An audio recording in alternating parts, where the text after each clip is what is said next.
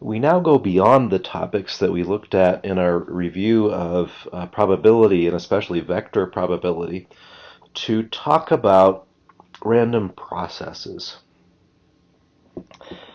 This is really just more of the same. So we can talk about a random number, which is a random scalar or a random variable.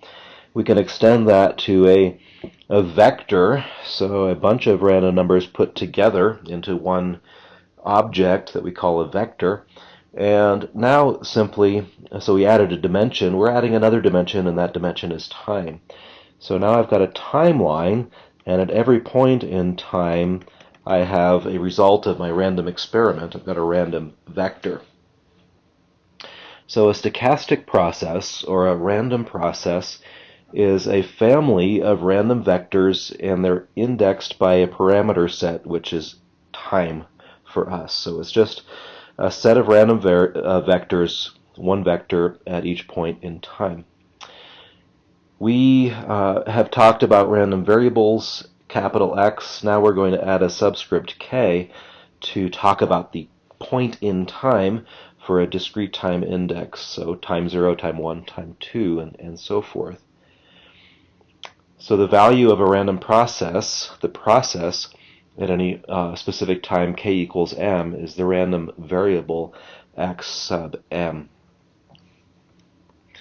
There's a rich theory on stochastic processes, and we don't need most of that. We need some of that for what we will develop.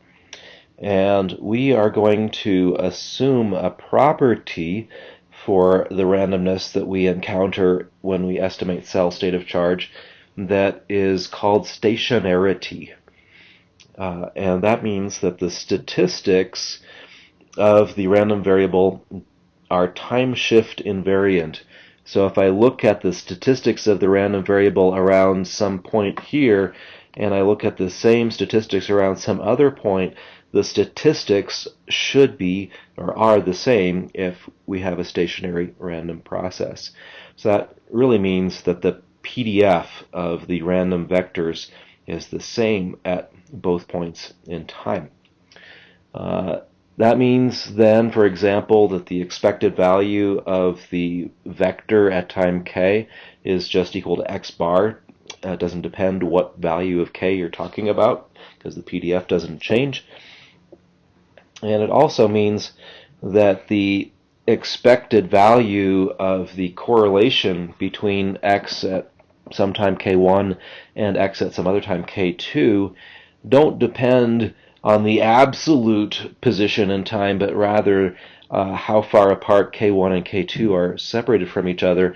So I can define that to be what we call an autocorrelation function, Rx, which depends only on the difference between k1 and k2, not on the absolute value of what k1 might be or k2 might be. It's the relationship between k1 and k2 that matters instead. So we will make that assumption. Some properties of a random process and some important points include the property of autocorrelation. We already saw a preview of that. This function is called R sub x, and it's just like the correlation of a random vector. So remember, sigma x was equal to expected value of x transpose. Well, this is now really, we're talking about sigma x at k1, x k2 equals expected value of x of k1, x of k2 transpose. That's what the autocorrelation is. It's just the correlation between x at two different time samples. And it's given the special symbol r, so r sub x is what we use. And if we assume that the process is stationary, that it doesn't depend on the absolute time, but only the relationship in the two different times between k1 and k2, then we can write that the autocorrelation is the expected value of x at k times x at k plus tau transposed, where k is completely arbitrary and doesn't matter because of the stationarity. So the autocorrelation then becomes a function only of tau, which is the time displacement between the two sample points.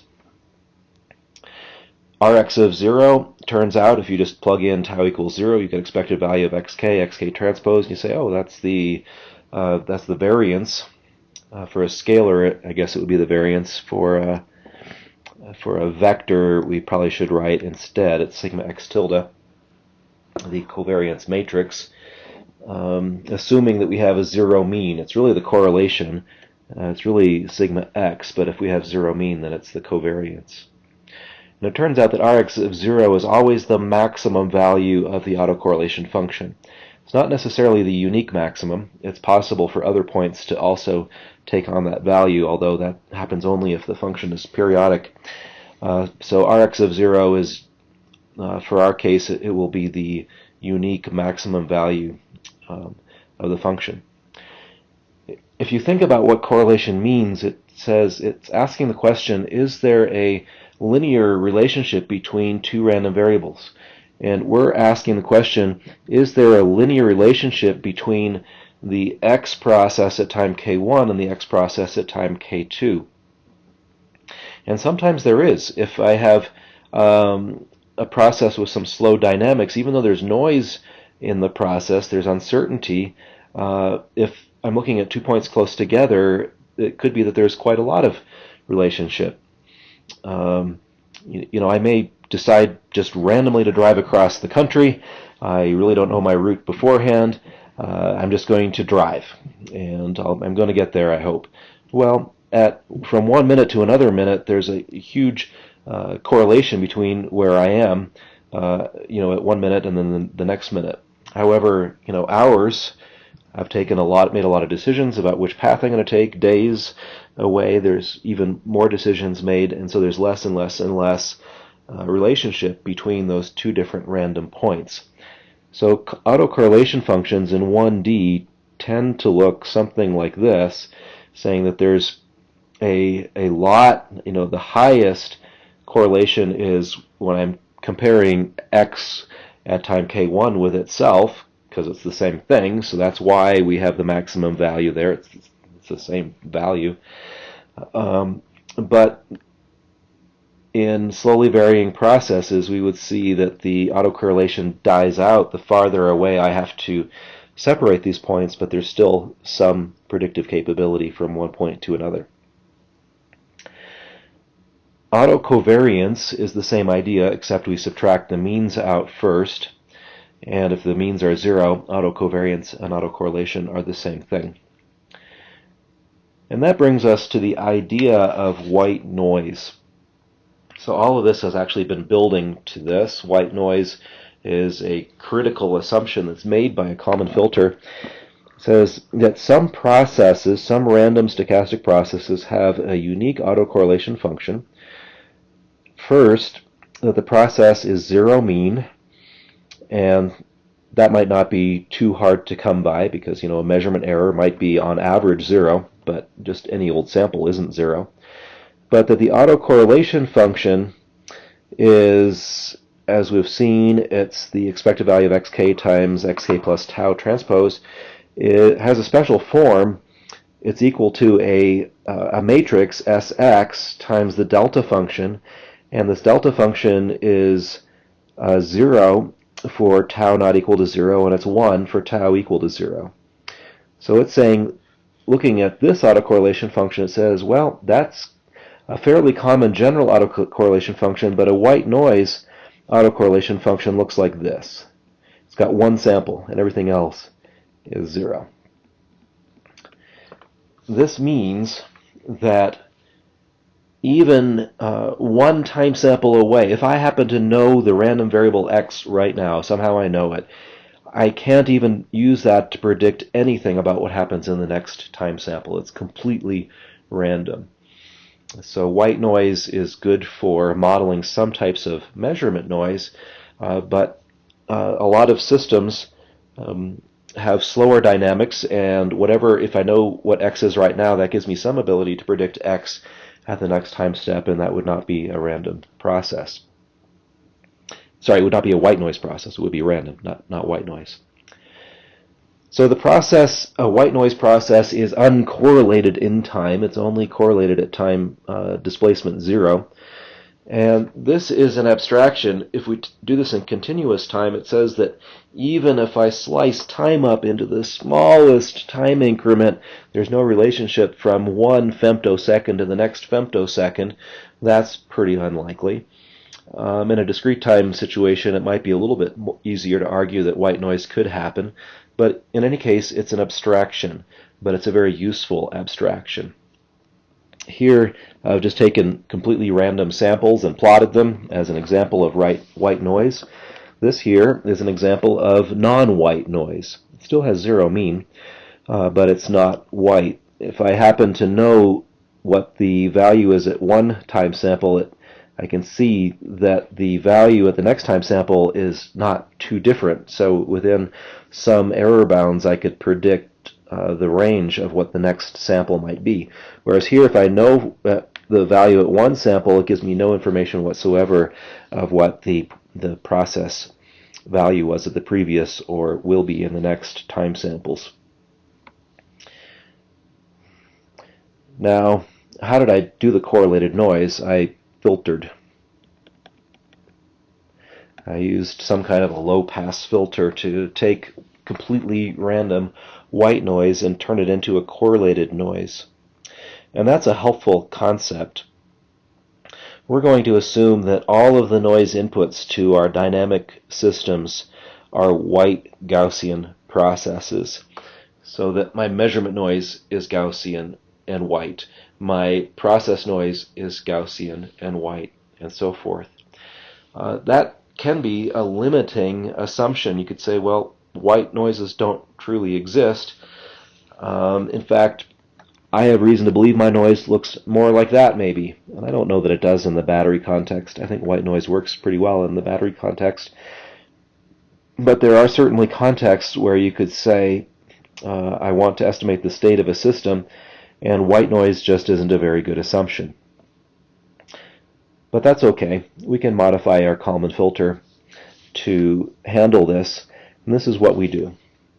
This is what we assume for our Kalman filter derivation, that I've got some white noise, WK, going into the system. Here I'll call it G of Z just to be some generic transfer function of a system, and it produces an output Y sub K. We said, yeah, that doesn't really work because my system does not have white noise at the input. In fact, it has what we call colored noise or shaped noise. My autocorrelation is different from a white noise autocorrelation. So I really have shaped noise going into my system G of Z to produce Y sub K. So that just breaks the Kalman filter, right? You can't do anything. Well, sort of, but not really. We can fix it. So what we do is we say, this is the true noise. I understand this is the true noise going into the system, but I can create the same characteristics of that true noise by taking a fictitious, non-existent white noise and passing that white noise through some filter transfer function h of z. If I know something about designing filters, and if you've taken our ECE 2610 2205, 3205 sequence, then you have some idea of designing filters, then you know I can filter things and get a shaped output. So I now have white noise being filtered to make my shaped noise. The shaped noise is what goes through my system to produce Y of K. So this is the same as reality, but if I draw the box differently, if I draw the box around all of that instead, I have inside of that green box the system of H times G, and into H times G, the input is white noise W2, and the output is Y. So I've created a system that does have white noise input, which this bigger system, this augmented system, satisfies the requirements of Kalman filtering. It has a white noise input. And I want to estimate the state. Now it turns out when I estimate the state of G, I also estimate the state of H, which I might not care for, but that's what we end up doing. So we drive our linear system with noise that has desired characteristics by introducing the shaping filter H that itself is driven by white noise. The combined system of G and H together looks just like the previous picture. There's white noise input, there's Y output, but the system G, internal to GH, is not driven by white noise anymore. The system G is now driven by shaped noise. If all of these systems are linear, as we've suggested using transfer functions, then here's an idea of how to do that. What happens is we take the dynamics of the original system. We say the new state of my original system equals A times old state plus some B times this shaped noise W1, and maybe the output Y equals C times X. So I've got a linear state-space relationship similar to some that we've seen before.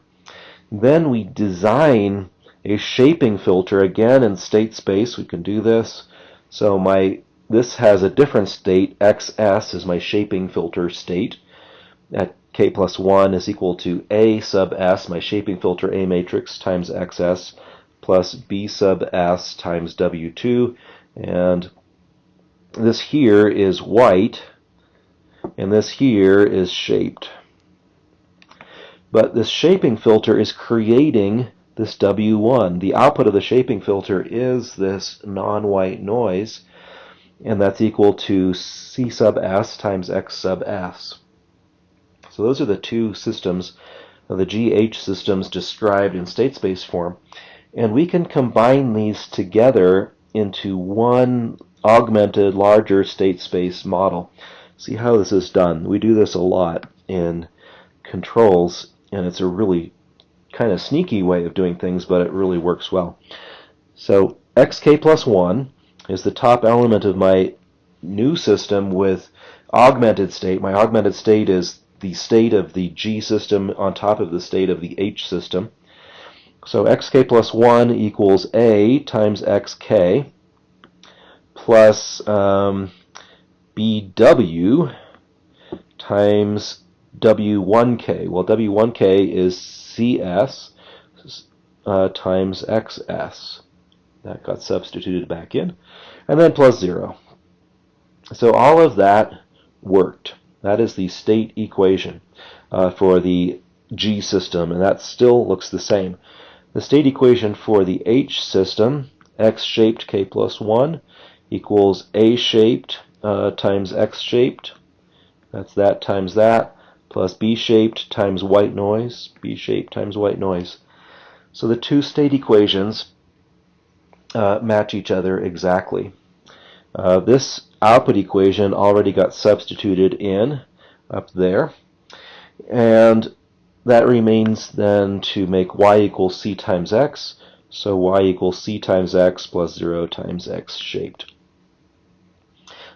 So we have taken our system that has non-white noise, and we've made a bigger state space model of a system that does have white noise input, but the part that I care about has non-white noise input, just like the real thing. So this works really well.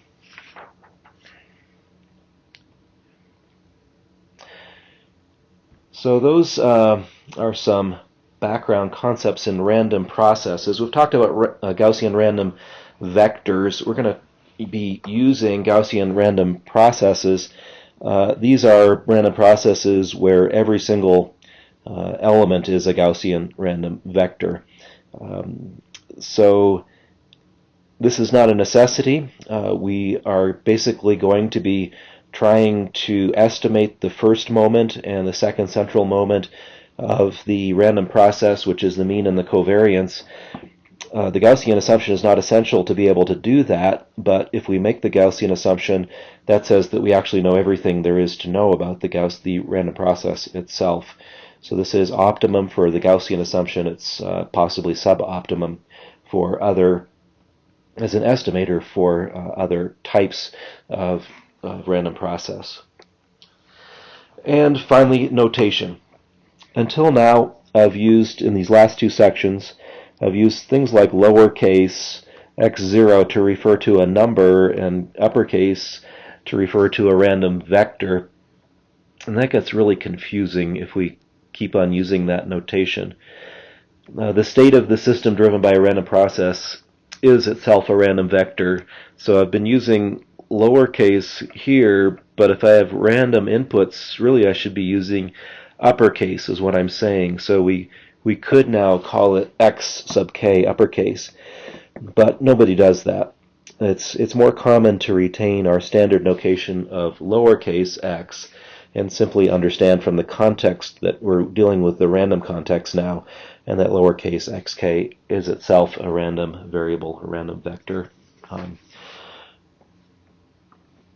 Okay, that is our background introduction in two very quick segments talking about random variables, random vectors, and random processes. We could do a whole course on that, but that's not our point. Our point is to pull only the most important parts out, and you'll see as we go through the lectures how those important parts are used to derive the Kalman filter. We're going to start with kind of a generic definition or derivation in the next section of the family of Kalman filters that we will be using, and then we will specify, make it more specific for certain sets of assumptions to define the linear Kalman filter, the extended Kalman filter, and the sigma point Kalman filter. So with this background, let's go right ahead and look at the idea of sequential probabilistic inference, the solution to that problem.